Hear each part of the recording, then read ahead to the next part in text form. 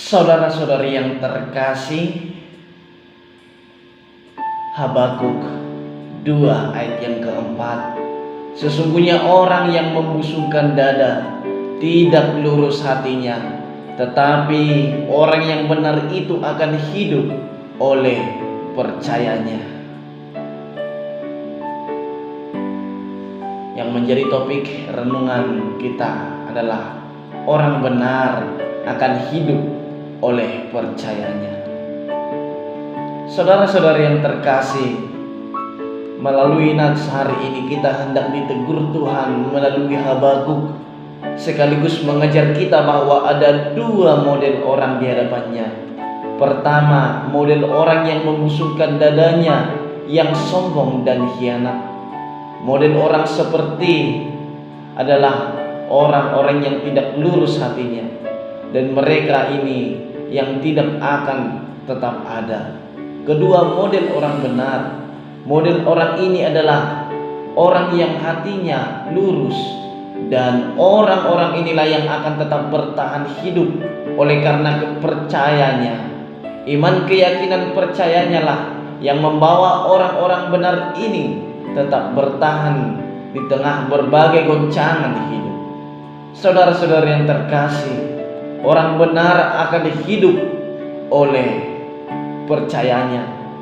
Dia akan memastikan imannya kepada Tuhan, membangun ibadah dan mesbahnya bagi Tuhan, dan mengelola dirinya menurut ukuran iman. Orang percaya diajar untuk menaruh atau meletakkan seluruh pengharapannya bukan pada kehidupan hari ini, tetapi kehidupan yang akan datang. Itulah sebabnya Paulus juga bisa mengatakan, sebab hidup kami ini adalah hidup karena percaya, bukan karena melihat. Fokus hidup orang percaya bukan pada kehidupan hari ini, tetapi pada kehidupan di dunia lain, di langit baru dan bumi yang baru. Dengan demikian, penderitaan yang mereka alami tidak menjadi sesuatu yang menyakitkan sampai membuat mereka menyangkali imannya. Justru penderitaan yang mereka alami merupakan nilai lebih dalam kehidupan ini yang membuat mereka menjadi mulia atau terhormat.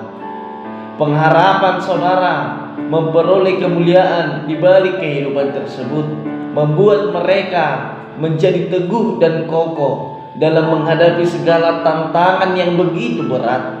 Hal ini berbeda dengan orang-orang Kristen duniawi yang tidak menaruh pengharapannya kepada kehidupan yang akan datang.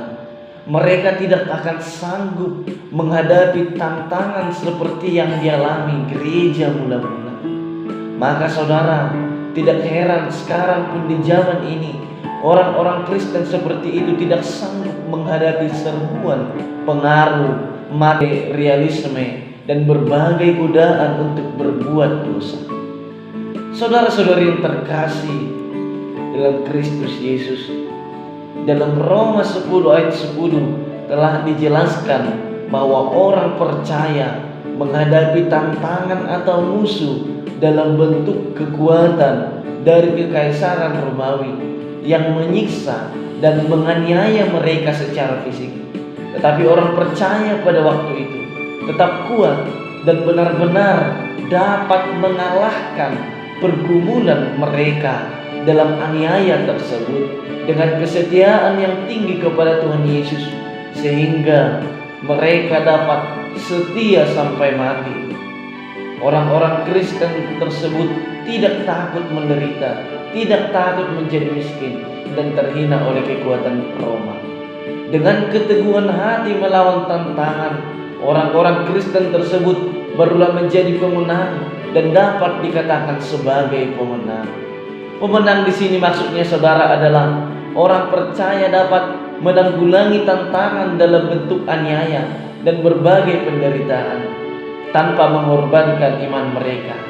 Sebaliknya, mereka malah menjadi semakin sempurna atau iman mereka semakin murni. Dengan demikian, aniaya yang mereka harus alami menjadi berkat kekal bagi mereka. Penderitaan karena nama Yesus membuat mereka berhenti berbuat dosa dan dimuliakan bersama dengan Tuhan Yesus. Demikian pula saudara, seharusnya dengan orang percaya pada zaman sekarang.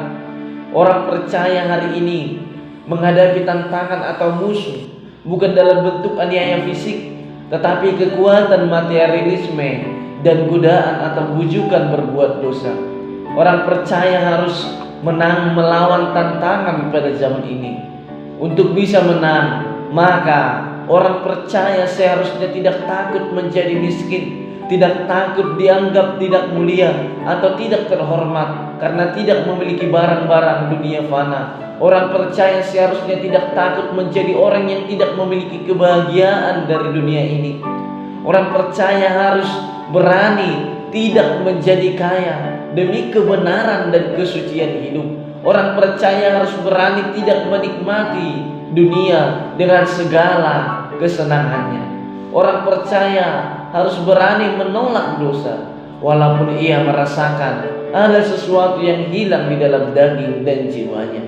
Dengan demikian saudara-saudariku yang terkasih, orang percaya bisa menjadi pemenang dan dapat dikatakan sebagai pemenang. Memang betul ada 3 hal yang perlu dibangun oleh seseorang jika ia mau memiliki kehidupan yang berkemenangan. Yang pertama saudara, kita harus memantapkan keyakinan iman percaya di dalam Tuhan. Karena iman adalah dasar yang sangat menentukan kuatnya bangunan hidup. Orang diselamatkan pertama-tama bukan oleh perbuatannya, melainkan oleh imannya. Dan orang akan mengalami dan menerima segala sesuatu sesuai yang diimaninya. Kita adalah orang-orang yang sudah dibenarkan oleh iman di dalam Kristus Yesus. Maka hiduplah dalam iman yang teguh, karena olehnya kita beroleh jalan masuk ke dalam kasih karunia, sehingga kita berdiri dan bermegah dalam pengharapan untuk menerima kemuliaan. Yang kedua saudara, kita harus membangun ibadah sebagai wujud niat kuat untuk menghormati Allah dan kerinduan yang kuat untuk tetap dekat melekat dengan Tuhan.